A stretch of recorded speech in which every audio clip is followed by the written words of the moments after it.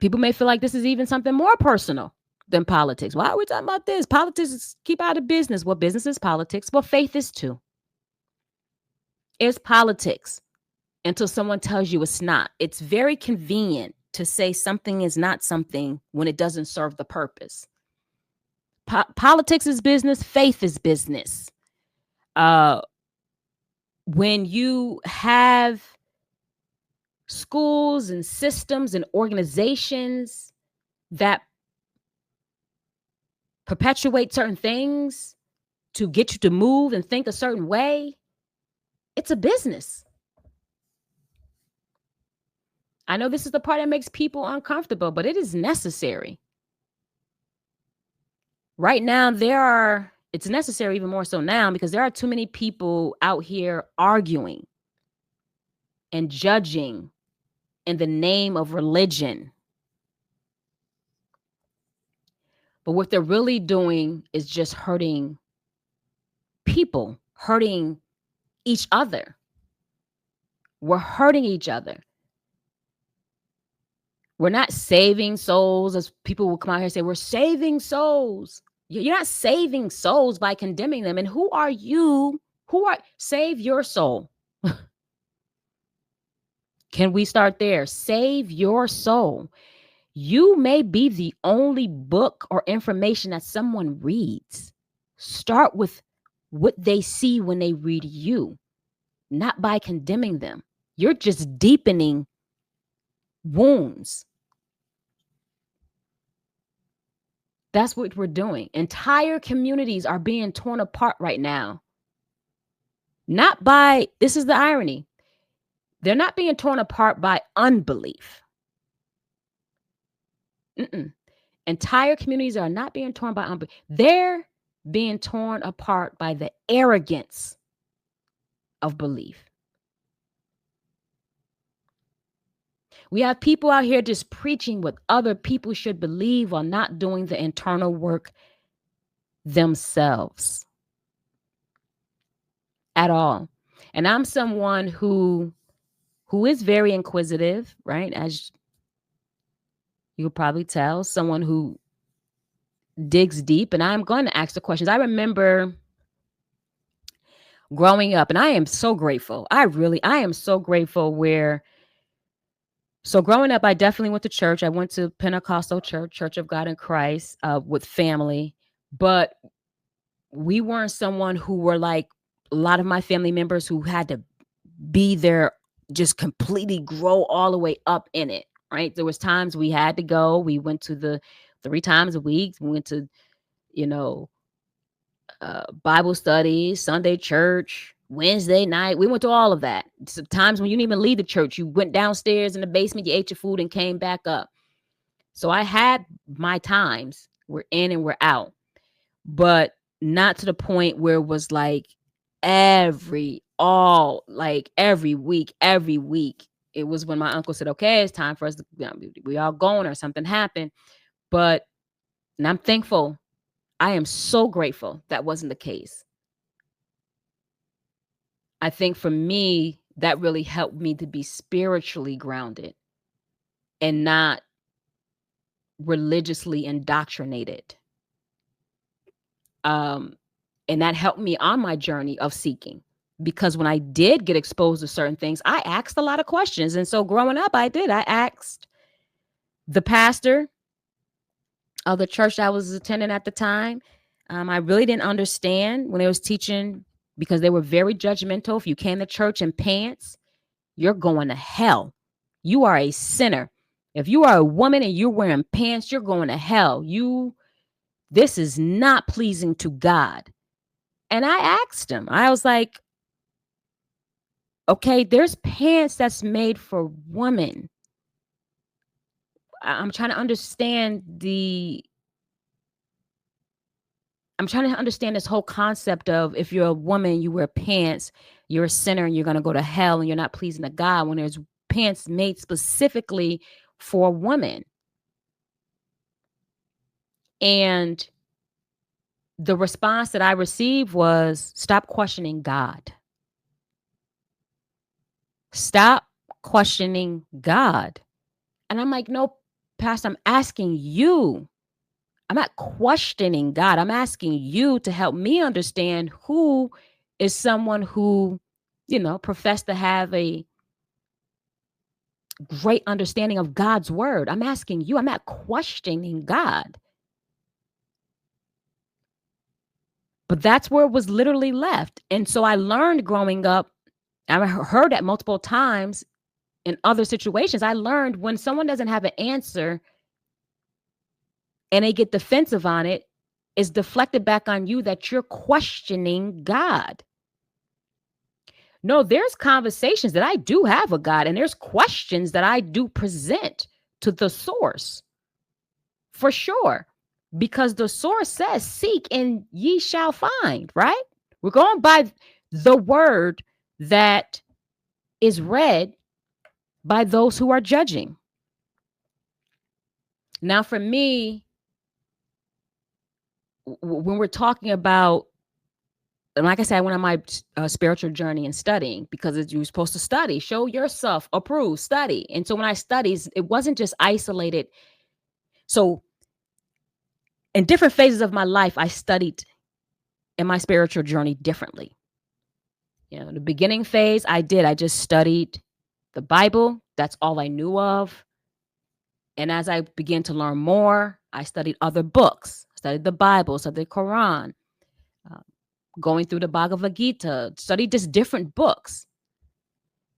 And in my later phase of studying, like even up to recent, now that I am even more adept in studying in general, understanding research and analysis and studying, my studying looks different. So read the Bible multiple times, but getting something different from it each time I read it.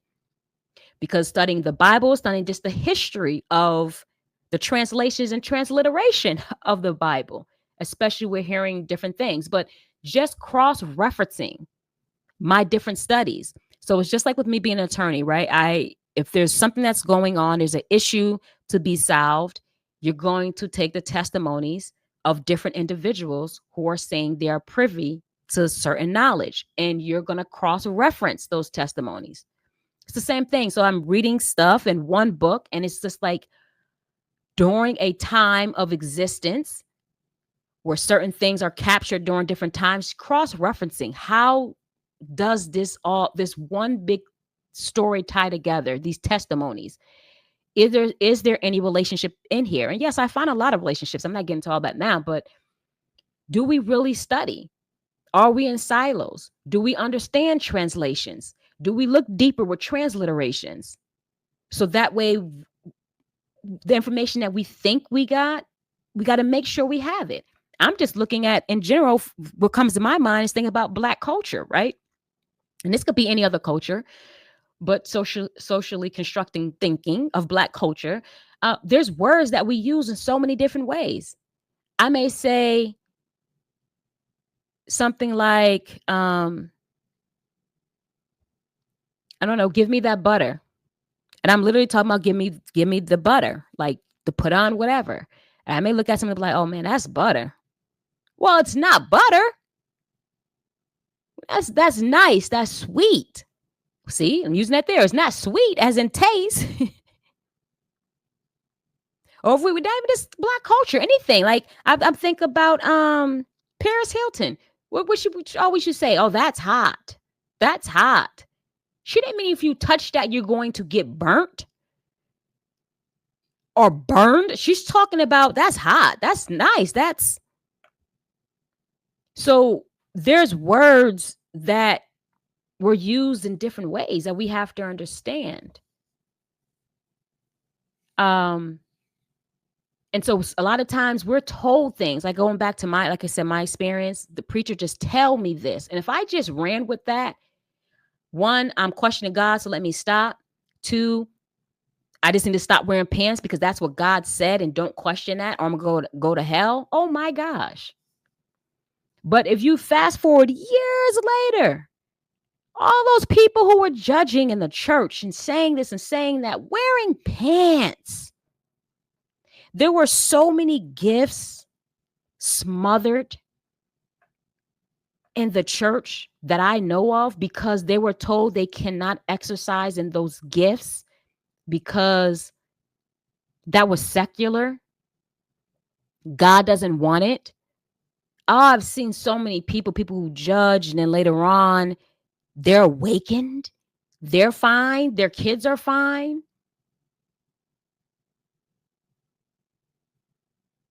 So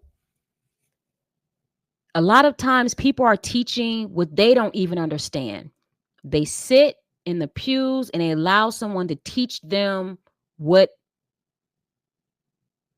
they believe, and what they believe was taught to them. And I made a post about this. I'm gonna get real. A lot of them who were taught things, especially if you go all the way back, especially if we're talking about the Black culture, couldn't even read. So someone taught them what to say, how to preach the sermon, how to say this narrative, taught them what this narrative is that you're supposed to teach these congregation of people. So a lot of things were manipulated, some willingly and unknowingly. And that make me think about, I hate to jump around because I just thought about this. I wanted to share this because when we see this, remember I said, speaking about the young man who was assassinated, because that's what that was, whether we all agree or not with the narrative he was pushing, a lot of that was taught. They studied those narratives. They studied those talking points, believed them to be true, was hyped about it, definitely hyped about the money. I know both of them were factors, but they were very zealous about what narrative they were given to share and thinking this is what you need to share. The same way these religious people that I was around growing up was taught a narrative to share and very zealous about it. This is the narrative you need to share, and this is how it is, and this is how you actually respond. And to me, that was hateful, right? To me, that's hate because you're telling me if I don't do this, I'm going to some hell. But you can't explain to me more depth on that. You tell me you call me a name. You're this sinner. You're this. You're wearing pants. It's the same thing. So I want to go back real quick before I move on. I want to share this with you. Speaking of narratives and talking points, I was listening to, and I know a lot of people they're not fond of her either. I just said her name, Candace, because they're not fond of the Charlie Cart, the Candace, all that. That's great. But this is one thing too. You don't have to like someone or something in order to educate yourself. You know, one of the things where a lot of militia does, where people win wars and things, they learn their enemy notes. They learn it. They don't say, oh, I don't like this, or we're not going. You know what the government does, as we're talking about the government? They infiltrate whatever they want to take down, they infiltrate that. They don't stay away from it. They get to know it. They get to understand it in order to take it down or win that war or whatever it is. So just a tip in life in general. It's the same thing like with business, right? You get to know, if you're going to know your strengths, your weaknesses, you have to know your competitors. You have to know. You have to be in the know. And you have to understand and listen and learn from a point of to be able to receive. But so I've been listening to, speaking of narratives and things being pushed and how this is all the same. I want to share this with you. This was, let me find it. This was just Candace sharing. I guess she was doing a tribute about, and I don't guess, she was doing a tribute about Charlie Kirk when he was assassinated. And one of the things I listened to in her tribute was just talking about just this vision that Charlie had, right? And this is all ties in. I know I got through the politics and we talked about Charlie, but this ties in now because I was saying then that while we were upset and angry about this young man spewing whatever he thought was truth out, and we're upset and angry because of that. I'm saying we all play our roles in this. We may say it's acceptable for this and not acceptable for that, but we're all doing the same things. And a lot of it's driven by the same thing. That's why it's all the business. What he was doing was driven by business and those who were in the business of pushing a narrative. It's the same thing with this faith. And I talked about with me talking with the preacher and what he was taught and what he told me. So I'm going to share this with you. See if I can find.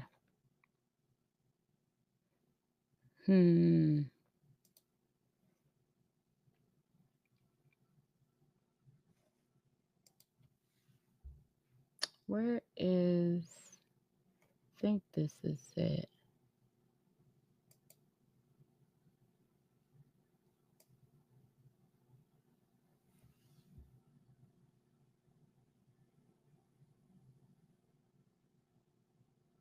This is going to be Candace just talking about the vision Charlie had of his company.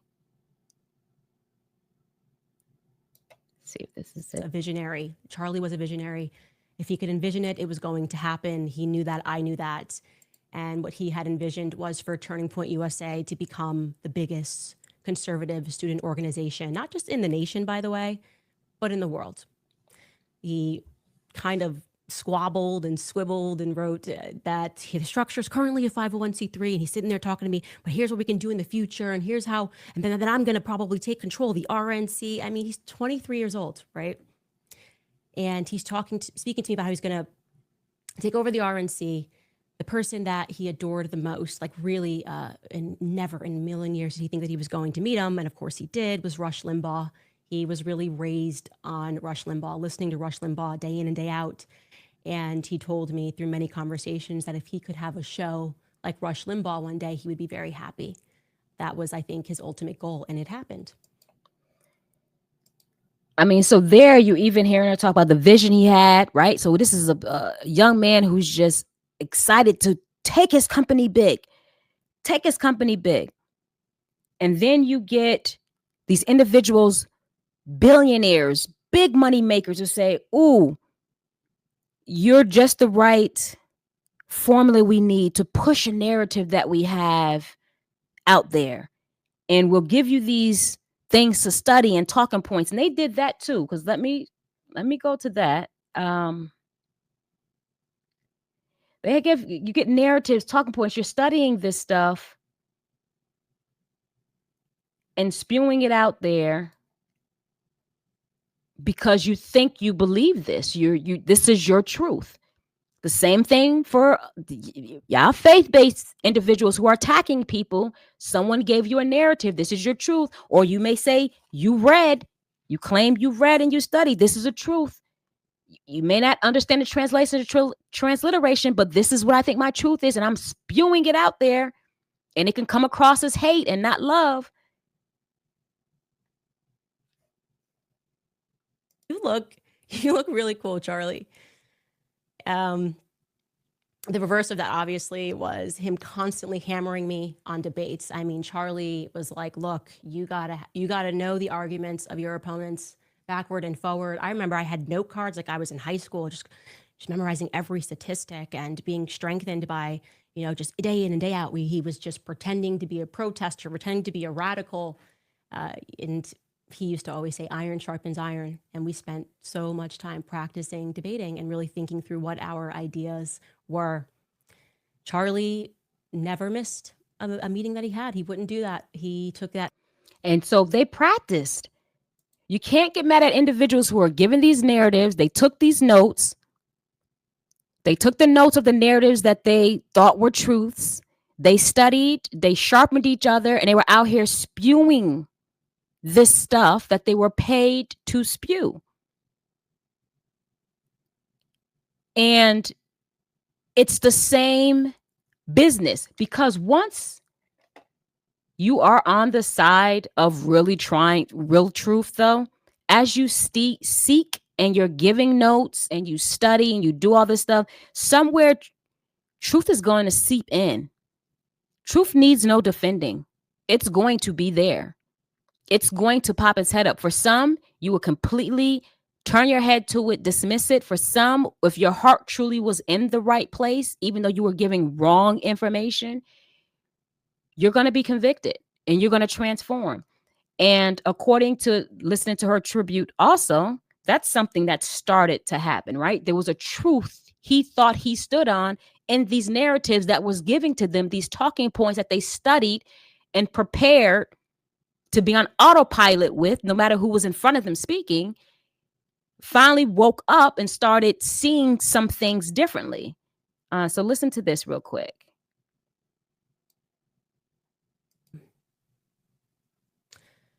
I think in the end, Charlie was going through a spiritual transformation. I don't think it, I know it. He was going through a lot and there was a lot of pressure. And it's hard for me to watch the people who were pressuring him, I don't know, just say the things that they're saying. You know, there's something about it that just feels really fake to me. And they would have allowed him to lose and wanted him to lose everything for changing or even slightly modifying an opinion. And then to see them doing what they're doing today, it's hurtful to me. It's very hurtful to me. He started to change and modify. Change and modify these note cards that you're giving, these talking points that you're giving, these narratives that you're giving. It's overzealous about them. You're sharing them. They're pushing to you what these citations are, how these facts can be substantiated. I'm going to push this to you here. And then you start doing your own digging. You start to study and show yourself approved. And if you come with a true heart, then you'll start transforming, like I said. And when you transform, those who wanted to just teach you a narrative to divide because it's a business will get very angry and turn on you. You heard what she said. They'll turn on you. She even went deeper to share text messages. This happened years earlier, but he was feeling even throughout just this discernment throughout that things may not work out in the end and line up. And it was just kind of eerie for her to share. Not even, that's the wrong word. I don't want to say eerie, but it was just like confirmation that this is definitely bigger than what meets the eye. But let me share this with you.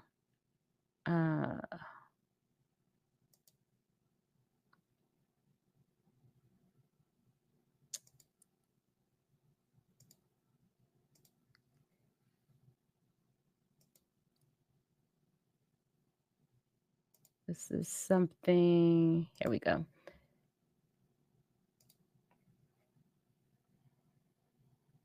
Yeah, this is it right here. All right, what I want to share with you here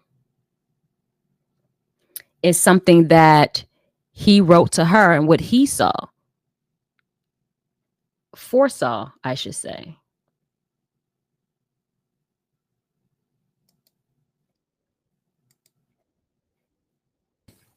What I want you guys to know about Charlie is he also used to dream very vividly. Because we traveled together so much, he would wake up, we would text, and he would tell me about those vivid dreams. And we talked about a lot of things, as you do when you get to know somebody. We talked about the spiritual realm. We talked about religion, our faith, most importantly, what our life's purpose was. And there was this period in April where Charlie kept insisting to me over and over again that he was going to die young. In fact, he told me that Turning Point USA was going to be the death of him. And I'm going to allow you to read his words. And it's funny how this came about because when I was in Wyoming, I went outside, I was writing, like physically needed to write, to put pen to paper and to pray. And I was sitting in the sun overlooking the mountains. And right when I concluded my prayer, I opened my eyes and I saw a massive bald eagle, and it just made me feel at peace. It's one of those moments where you just are in nature, you see something beautiful, and it makes you feel at peace. And then I felt the need to start going through messages and conversations between me and Charlie. And sure enough, I stumbled upon many messages of him telling me how he would die. And I'm going to show you some of those messages now, a particular set of messages that were written on April 6th, 2018, just a couple of weeks before Kanye tweeted, "I love the way Candace Owens thinks," which is relevant because a lot of things changed after that tweet. And it's relevant because Charlie sensed that something big was about to happen. And I think that is what the something big was. I also want to say, obviously, I am not making up these messages. Okay. Turning Point. Actually, Mikey McCoy has access to all of Charlie Kirk's messages. They can tell you that these ones are real. Here is what he wrote. We were again talking about Kanye. Charlie wrote to me, "You're going to be the Iron Lady of America." He had such a political vision for me. I never wanted that sort of a thing. I see it so freaking clearly. I might be Moses, though. I might not see this whole thing through. LMAO. If that is the case, be my David. I said, "Dude, you haven't even realized your power yet. He's like, you're so young," was what I was thinking.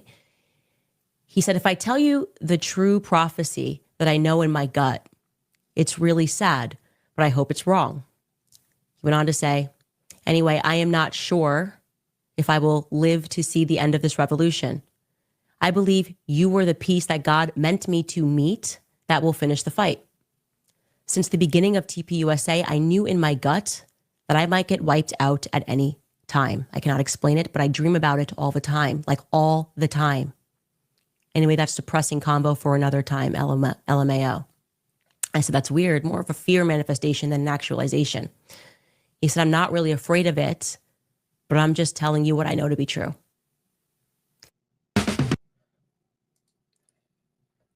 So I shared that to share that even in for him, having these visions, going through transformation during his time of taking these stages and platforms and pushing a narrative that he was given and studying hard on just those isolated narratives, some things he started to see and started to transform his stance on.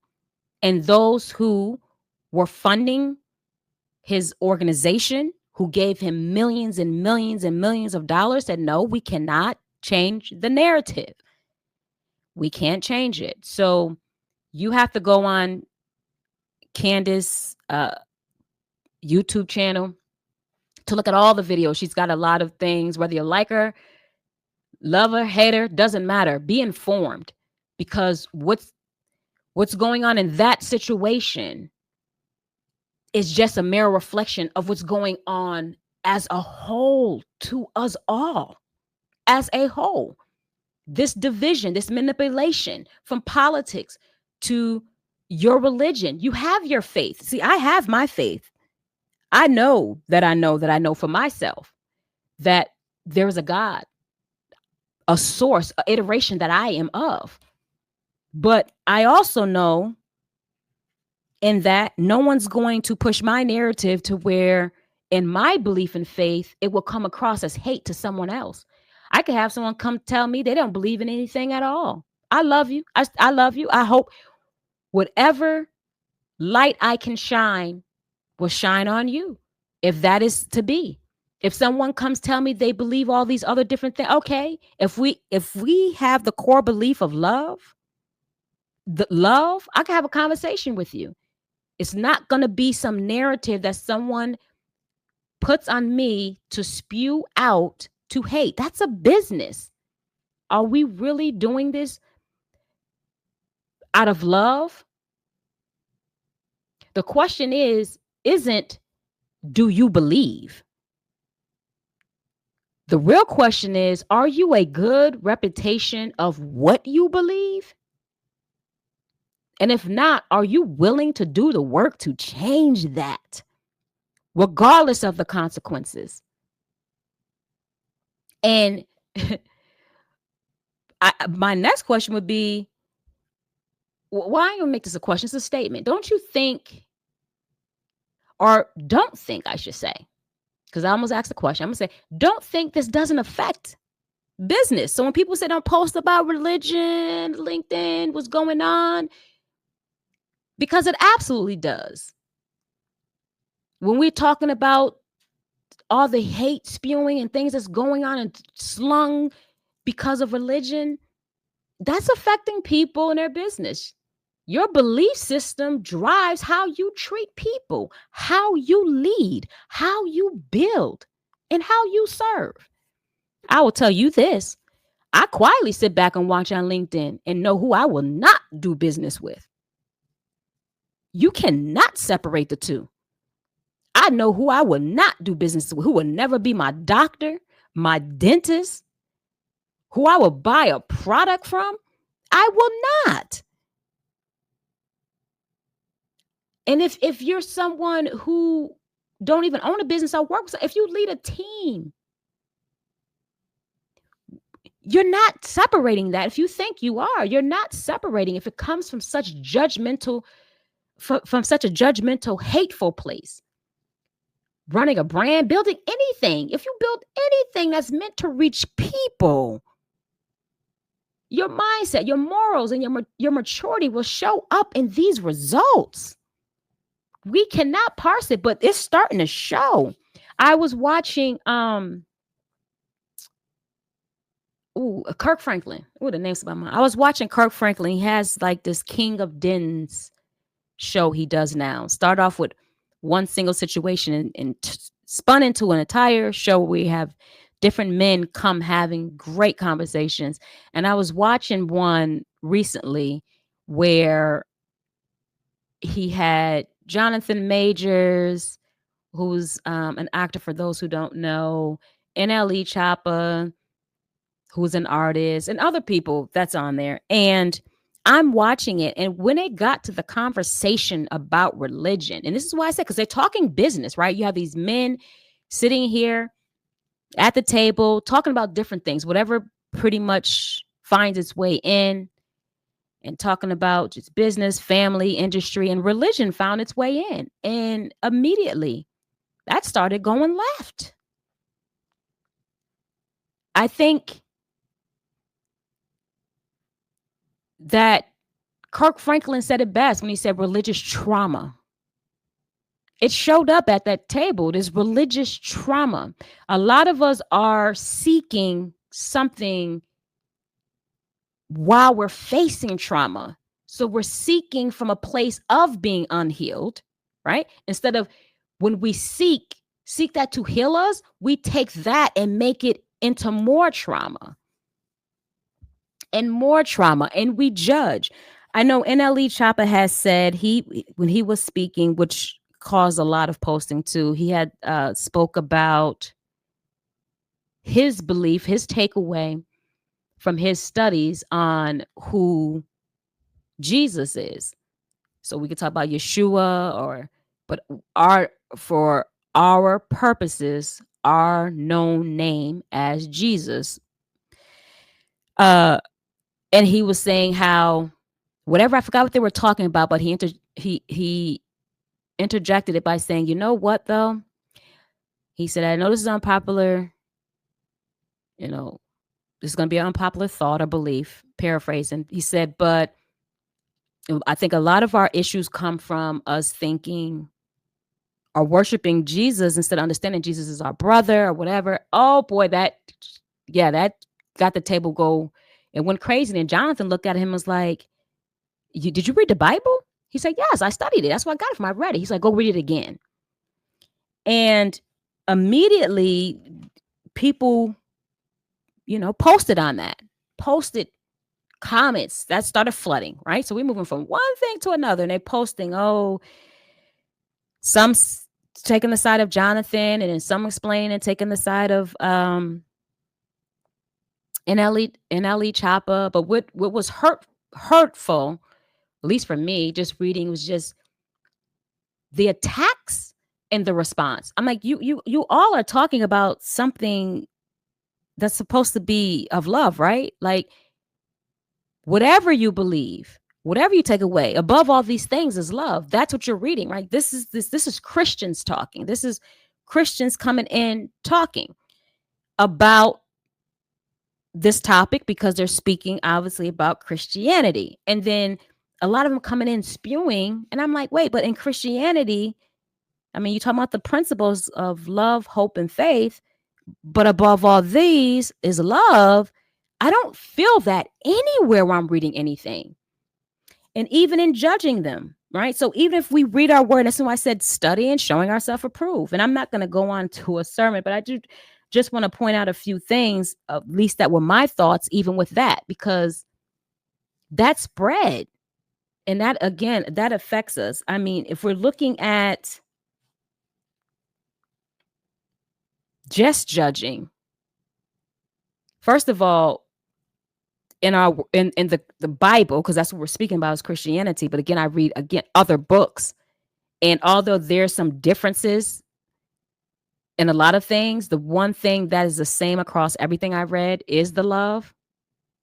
Definitely is the love. And even when I read the Quran, because I know there was a few people that you know, who were Muslim or of Islamic faith did post Farrakhan sharing uh, his take on Jesus in response to this. So that's the only reason I'm going to bring up the Quran. Because even when I read that, the one thing I did see is that the Quran does say that, Jesus, Yeshua, was the exalted one, right? Was the exalted. But what the difference is, obviously, lie in is what NLE Chopper was talking about, God versus not. But even in that, instead of attacking, and not just Jonathan, I'm not saying Jonathan attacking NLE Chop. I'm just saying even the response surrounding that, and then all the arguments that happen in the comments in the name of religion, in the name of belief. Um, aren't we supposed to accept others who are weak in their faith and don't argue with them about what you think or what they think is right or wrong? I mean, for those who are Christians, I mean, read Romans 14 and 1. Read that. Don't, cause your brother to stumble, right? Don't do that at all.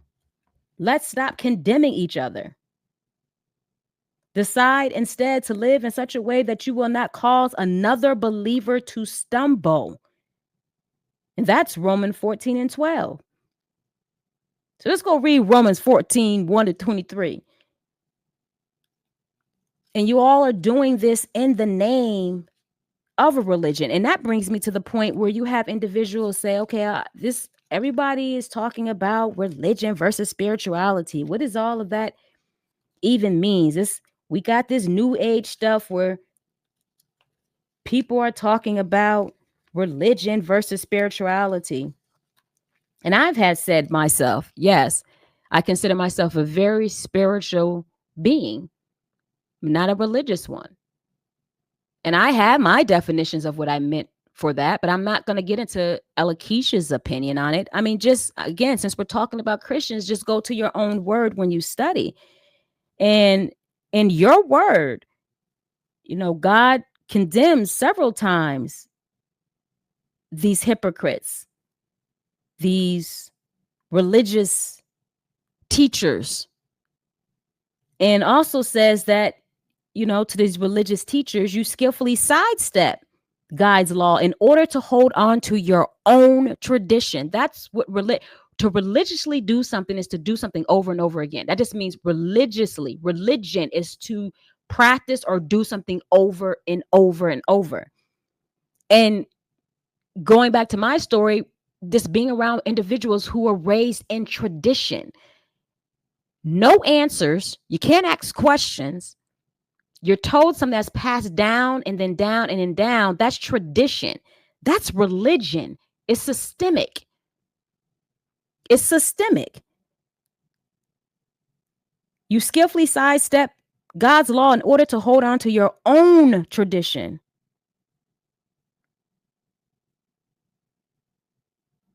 And it gives an example. For instance, Moses gave you the law from God. Honor your father and mother, and anyone who speaks disrespectfully of father or mother must be put to death. But you say it is all right for people to say to their parents, sorry, I can't help you, for I have vowed to give to God this, what I would have given to you. So sorry, I got to give this to God. I can't give this to you. I vowed to give this to God, not to you. And in this way, you let them disregard their needy parents. So the word right here is saying what we're doing now. We are upholding traditional thoughts, mindsets, the way we treat people in the name of what we say is for God, but it's for religion. It's for tradition. And we use that as an excuse to be judgmental and angry. But here it says you have sidestepped. You tell people it's all right to say or to do the opposite of what is expected of you. You're telling people it's all right to do the opposite of what the light is in you, in the name of you saying, I'm doing the opposite because I'm doing it for God. And it says, so you cancel the word of God in order to hand down your own tradition. And it finishes off, and this is only an example among many others. And they're right about that. This is only example because this is living right now. This is only example among many others. You have put down what you profess you're supposed to be a living example of in the name of God. You're judging someone else in the name of it. Whereas, let's juxtapose it. Let's compare and contrast. If we're looking at, that's religion to me, right? Tradition. So it's my answer. What's the difference? All this woo religion is tradition. It's systemic. It's a system. It's a way of doing something over and over again, in spite of. But when you talk about spirituality, I think about, and let me go to where I read that at, just in case I forgot to even give you that. Someone come and say, okay, where's that was Mark 7 and 9. Now, spirituality. No one can know a person's thought except that person's own spirit. And no one can know God's thought except God's own spirit. So when you say spiritual, it's a living thing that you activate within you, that you're an iteration of. You have a spirit. Religion is a practice, it's habit, it's habitual. It doesn't have to have a spirit. It is just a thing you do. Spiritual is you will understand this thing by having God's own spirit. And it goes on to say, but people who aren't spiritual, it doesn't say, but people who aren't religious. It doesn't say that. But people who aren't spiritual can't receive these truths from God's spirit. It all sounds foolish to them and they can't understand it, for only those who are spiritual, not religious, can understand what the spirit means. Spirit is a living thing. It is activated. It is doing. It is being. It is having. It is becoming. Religion is a practice. It can be an automation. And so when I read a lot of these comments and I see the attacks, I'm reading in the name of God. You're really doing it in the name of your religion or the name of your habit and your trauma of it. You're not doing it. That's not from a spiritual place. And let NLE Chop and whoever else, and me with me reading, I'm not forcing my interpretation and prayerful study on all of my studies on you. I'm giving you an example of go back and read and study and show yourself approved and do it from a spiritual place, not a religious place. Let NLE Chopper, he got what he got. Why does he have to go back and read again? So that he can what? Fall in tradition? It without any book. It's already in us. We have this thing in us that's letting us know something's right and not right. We will suppress it. We will reject it. Some of us may even fear it, but it's in us. It's already okay. Going back to the Christians, reading the book. For even if you had 10,000 others teach you about Christ, you have only one spiritual, not religious, spiritual father. And I know some may get caught up on the patriarchy versus matriarchy. You plug whatever word. You listen, you could change. You have only one spiritual God, one spiritual source. The point of this is even if you had 10,000 people, humans teach you about something, you only have one source. It's not just about talk. It is a living, the kingdom, the belief is living. And that shows up in how we actually treat people, how we actually respond. I mean, the anger. And so, like I said, I watch that. I watch how people deal with their beliefs. And that informs me on who they are and what they do. You can't parse that out at all. And even like I said, when people come in the name of faith base, I'm saying this, I'm judging you, I'm spewing hate, even though it's supposed to be love. And they talk about a hell, you're gonna go. I'm doing this because I don't want you to go to a hell. Well, it already says in your word, if you read it, the kingdom is here right now, and so isn't hell, right? So, but if we're looking at that, even Satan, who you are, right, preaching against, even Satan disguises himself as an angel of light. You say you're coming in light, but you're spewing hate. You're spewing all of the opposite fruits of that you're supposed to bear, and you're saying you're doing this in the light of, well, even Satan disguises himself as an angel of light. That's 2 Corinthians 11 and 12. If you want to go read that for yourself. And did I give you the other one that I just read a minute ago? It is 1 Corinthians 2, 11 through 14. The one I just read before about spirituality. But, don't say you're coming as something because that light that you think you're coming as, you're spewing the opposite energy. You're breaking people, which you're breaking yourself, which means for me, how I take that when people come so angry and so aggressive on, you better believe this or I'm trying to save your life. It means you're broken and there's something that you don't feel complete on. Because I didn't get that. First of all, to be honest with you, when I read when NLE Chopper did say that, my understanding was the same as well, right? And I know a lot of people were quoting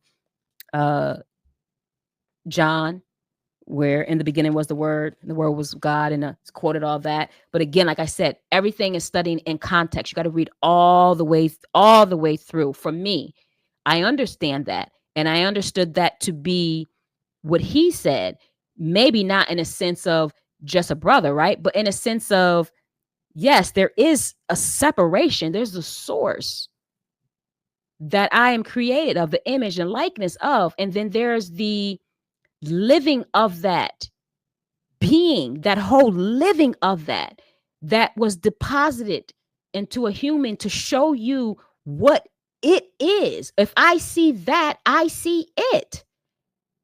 And since I am it also, my journey is to strive to look like it. Not that is it. Like, it's like me saying, okay, I see all of the invisible qualities of our Most High God. I'm looking at the stars, the moon, the sky, and I say, that's God. That is God. Like, that is rotating on its own. Scientists, no one can explain it. No one can. They try. Now the Big Bang didn't explode all the way through. Listen. There's things that cannot be explained, and those things that cannot be explained, those qualities that we see, I say that is God. That is God. Will I worship? Will I say I am that iteration reflection of that star or that moon? No. But I'm saying that is it. And so it's the same thing as you read, and I'm not going to go deep into it. However you believe, you believe. I don't want you to stumble on your belief. As long as you are brought to the core thing, which is love, then all good.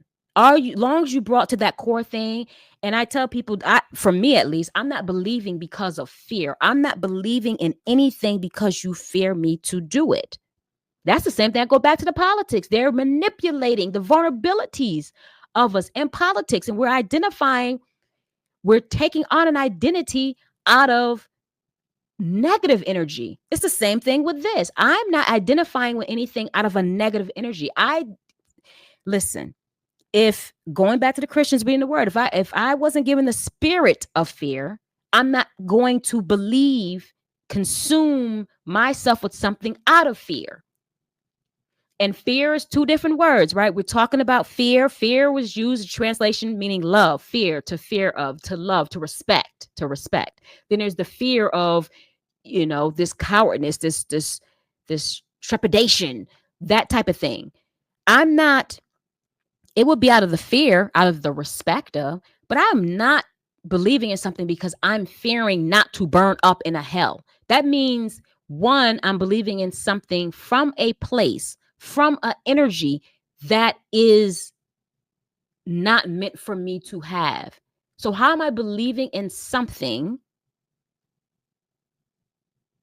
that doesn't align with that energy for me to have? No one is responding, oh, I hope you get this right, or I hope you believe this, or whatever people are saying. No one's responding by saying, I hope because of love. I hope so you don't go to hell. You're already operating from a very unhealed place. And my prayer to you is just to be healed and not judge on all of that. I didn't mean to get into a whole sermon, but that is something that has just bothered me with those that I see spewing that, especially those who run businesses or have major platforms. We have to check our energy. We have to check our mind. Whatever you believe, do so. Do it because of love. Do it because you're the iteration and the reflection of the highest source that you believe in. And allow people to come in the ways that they come. And you be that truth then. If there's any type of converting that needs to go on for whatever reason, you put yourself in a position to become the condition to be that vessel to allow that to happen through. And that means we have to just focus on working on self. That's why for me, I'm in my era of pushing everything away from as close to me as possible that is in opposition of the energy I want to operate, is pushing farther out of my circle. And I will be allowed to be used in every capacity and aspect of my life, whether I'm speaking, empowerment speaking, providing legal services, to be that conduit to do the things that needs to be done for those particular individuals. That's the era I'm in. So all love for all of us. But I had to bring that up as I'm looking at those type of things that's also coming up. We need to get straight on that. All right, so I want to get off that, and I want to close out the session on the economic climate. We are literally going on almost 2 hours, so I'm going to definitely wrap this up. But I wanted to shift the gears here and end it on this note and talk about the economy, because this one definitely hits home for every one of us. You may have said, okay, I don't care about politics, which you should, because politics isn't everything that we do.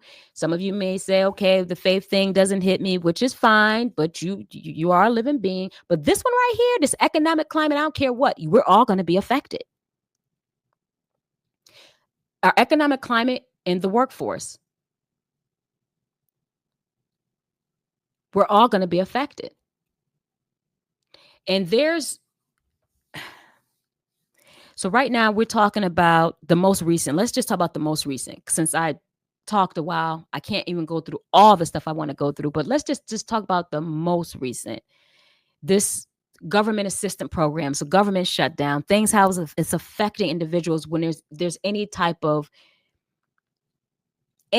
government support. And SNAP benefits is one. I've known them to be, just the food stamps and all that, all these SNAP. So we talking about this WIC, anything, unemployment, just name it. And when too many people hear that, especially when they hear food stamps, aid, or just welfare, whatever words you want to use synonymously, people jump to one conclusion: laziness, irresponsibility, and abuse. They just jump to that conclusion. Are there some people that may fit in one of those categories, laziness, irresponsibility, or abuse, that get some type of assistance? Absolutely. But it is not synonymous with it. Overwhelmingly so, it is not at all. But again, these narratives go back to we just talked about narratives being pushed. Assistance does not necessarily equal dependence. Needing help doesn't mean you're not working hard. We don't know what situations people have faced. Some of the hardest working people are still barely making ends meet. Can we talk about the cost of living changes, things that's going on because of the government, because we, the people, are not exercising our democracy to the fullest? We're literally sitting on that word and allowing ourselves to be controlled and divided, right? But people are barely making ends meet and could continue to go that trajectory if we focus on, again, allowing ourselves to be divided in conversations such as this. Saying, yeah, take all that stuff away because of these lazy, irresponsible people who abuse the system. That's not overwhelmingly who gets the assistance. We got single moms working 2 jobs. Elderly. We have elderly folks on fixed incomes. We have students that are hustling full time while trying to survive. This isn't laziness. It is a system built to keep people surviving, not thriving. So the question shouldn't be, what type of these people are on it. It's why so many people have to depend on it. Why? And it's not for the 3 reasons that I said. People may start abusing because they're like, hey, listen, I tried everything I can possibly think of, and I just can't get a break. It is best for me to even receive this than try this, because if I try that, I am not getting anything. I'm poverty. I may be homeless. Listen, I'm going to tell you my story for full transparency. I've been on government assistance in college. I've been on it. Me, focus, definitely. I definitely wasn't lazy at all. Was not trying to abuse the system in any way. My mindset was, I have this goal to attain all of these things. I want my undergraduate degree. I knew I wanted to, at the time, thought I wanted to go on to compete professionally in sports. But as I competed professionally in sports, the more I traveled and competed, I learned that I was really attracted to the business side of it and started moving more in that direction. But I was getting government assistance in college. I couldn't live on campus. I had a daughter. I had to get a place. I wasn't one of the ones that say, okay, and I'm going to leave my child here. Not to judge that. Whoever does it, do it. Do what works for you. But for me, that wasn't. I could not leave my child. I moved from New York State to South Carolina. So my child was coming with me. I was on it. So I know the judgment I know it. But this is it's not factual. Don't allow these narratives to be pushed. So, despite all the judgment, despite of what people think people are on it for, I also know what it taught me. It taught me that you stay focused on what you need to stay focused on, but there's times that you're going to need all of the assistance that you need to get there. Whether that assistance is coming from human capital, financial capital, we all need assistance to get there. And while we're thinking of these narratives, while we're thinking of this misconception, like I mentioned earlier when I talked about, just getting so angry about these talking points and narratives that people are pushing, instead of getting angry, study what they're saying and counter those facts, teach the opposing facts, right? It's the same thing like with this assistance, the government assistance. I mean, if you look at the United States Department of Agriculture, and you look at the characteristics of SNAP households, it's not who these narratives are pushing. It's not lazy people abusing it. And one thing, I'm gonna be completely honest, I've seen people post, especially hateful posts, is that the assumption is you automatically think Black Americans are the ones that's on it, or illegal immigrants. That's not the case. One, definitely not illegal immigrants, because listen, when I got assistance, if you talk about going through a system, oh boy, they're checking everything. They didn't even want my child's father, couldn't even be in the picture, or I'm not getting any help. So you're saying you're forcing me to be a single mom, because if I even mention my child's father, you say go figure that out. And here it is. I'm in college. I got to say, I am so thankful for the caseworker I did have when I was at the University of South Carolina. She knew about my situation. She knew about my child's father. In New York, it was different. Before I had transferred, I was in New York, and I went to SUNY Albany in New York, and I transferred to University of South Carolina. And in New York, that was crazy. That was crazy. Trying to get my child into daycare and doing all the stuff while I'm in college and a student and getting a home. It was crazy. But when I transferred, I did try to keep it from my caseworker. She eventually found out, and we had a conversation. She said, you know what? I see something in you. I see something in you. You want so much more. You're going to go so much bigger. She helped me. She did not make it hard for me. And I stayed true to my promise. I got what I needed to get. I got my degree, all the things, and I eventually got off of the government assistance. But she's seen it. So all of this, it's illegal immigrants, you can't get on it. You got to go through a whole system. That ain't happening. They doing checks and balances. No. That's not who's getting it.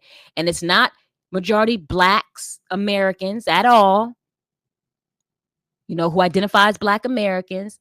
Go look at the United States Department of Agriculture. They have the fiscal report up. There's a fiscal report of 2023. It definitely, can you guess who majority of individuals who are receiving government assistance, who are receiving SNAP?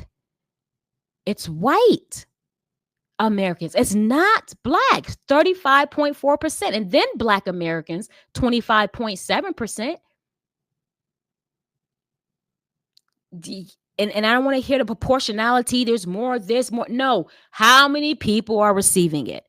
And then you go down to Hispanics, and then you go down 15%, and then Hispanics 4%, and then Native Americans, and you go down, race unknown. You go down. Go read the statistics for yourself. So stop pushing for something out of a narrative and out of hate, because we're all going to hurt.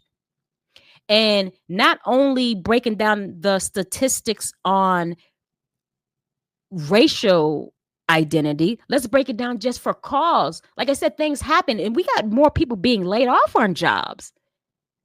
We got all these layoffs. It's assistance. That's what it's there for. Overwhelmingly, that's who's using it. those who need the assistance. So to say to cut it, we're going to hurt all of us, businesses, we're going to see this economy be impacted bigger than we can imagine. Stop looking at it from a political bias and let us put that down and look at it and understand it for what it is. It is a business.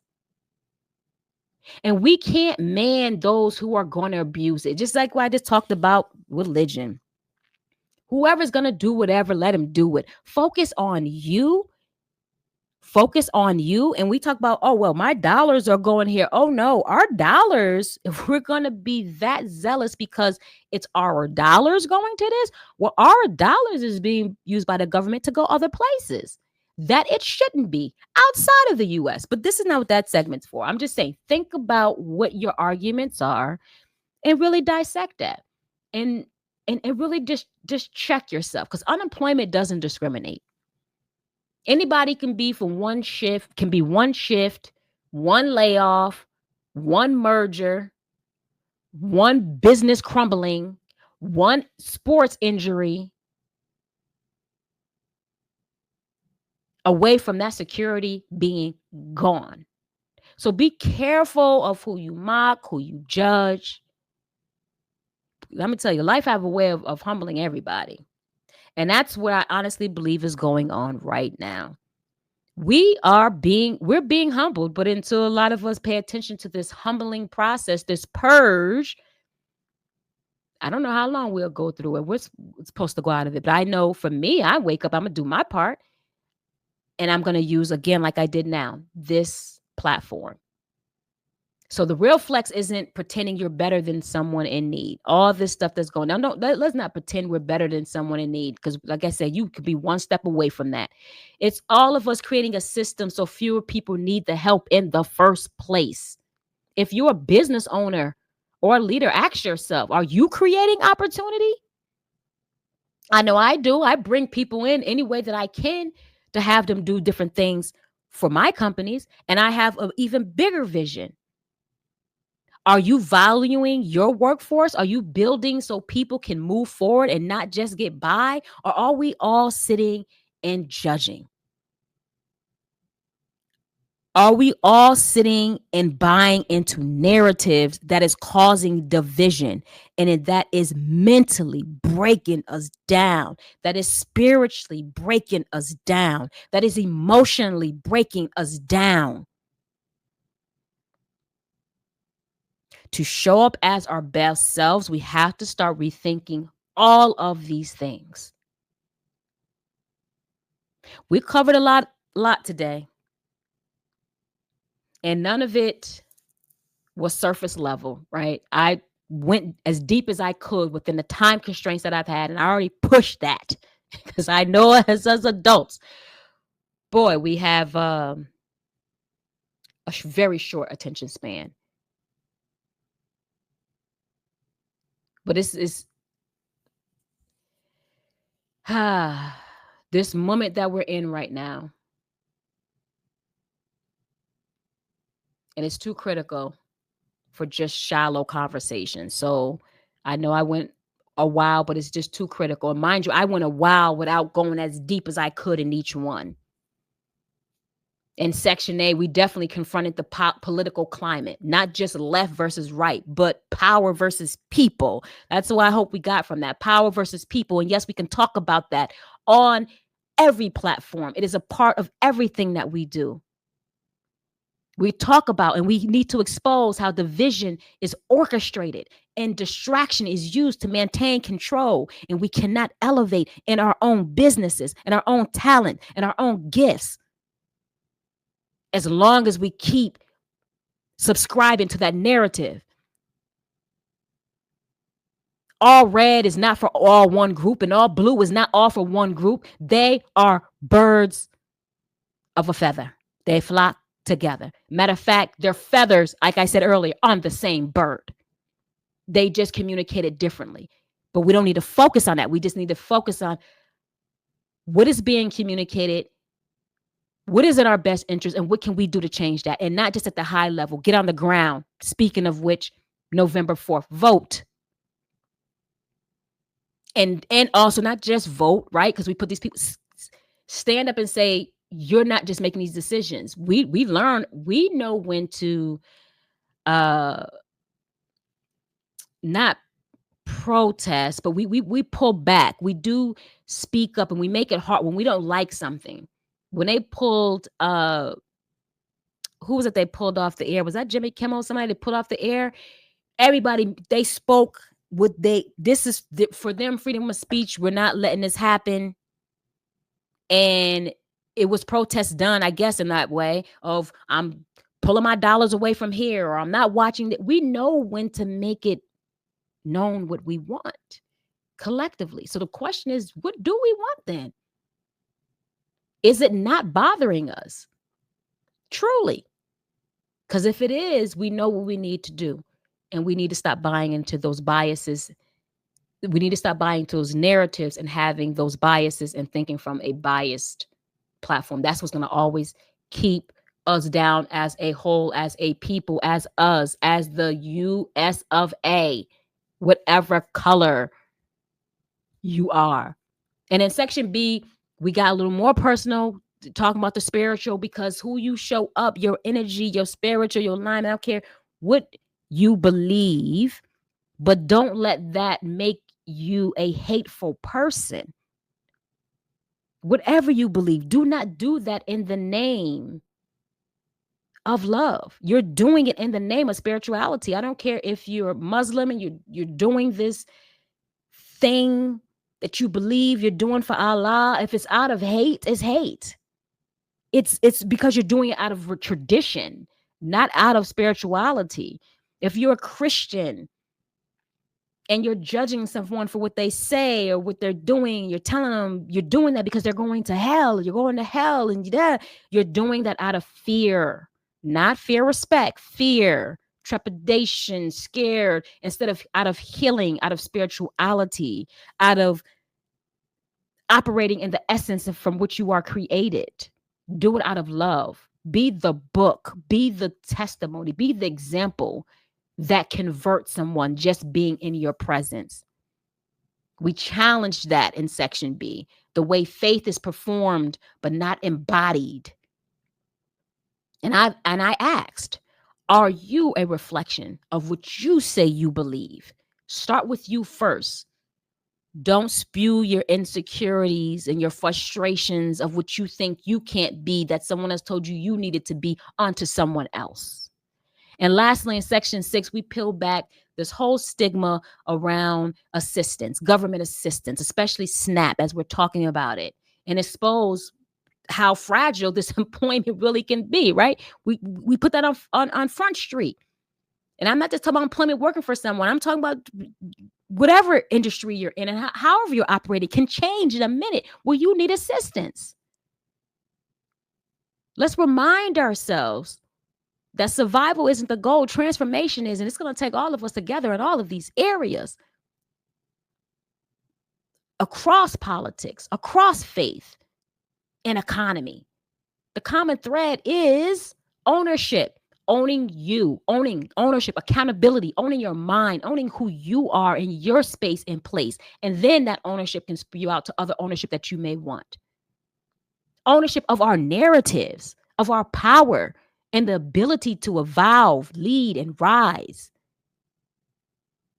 Like I said, this isn't just about just staying woke, right? I use that word. It's not just woke because people water that down, right? We better be awake. We better not sleep at all because we've been sleeping. But it's about staying aware so that we can get free and stay in purpose. So thank you for tuning in to another segment of Seek Elevation. This is what it's about. This is what this one-on-one is. I want you to stay bold, stay honest, and I want you to keep building. This is what that one-on-one is going to call for, in different topics. But I wanted to open up with that one on the bang. So thank you so much for tuning in to this what I deem as a powerful, necessary conversation.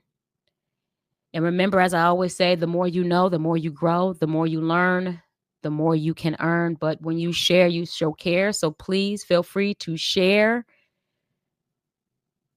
this segment that's on all major streaming platforms and will be posted on YouTube. Don't keep this knowledge to yourself. Spread the wisdom. Sit on it. Tag a friend. But let's continue to elevate together. Until next time, keep shining, keep striving, keep growing, and most importantly, keep seeking elevation, peace, and progress.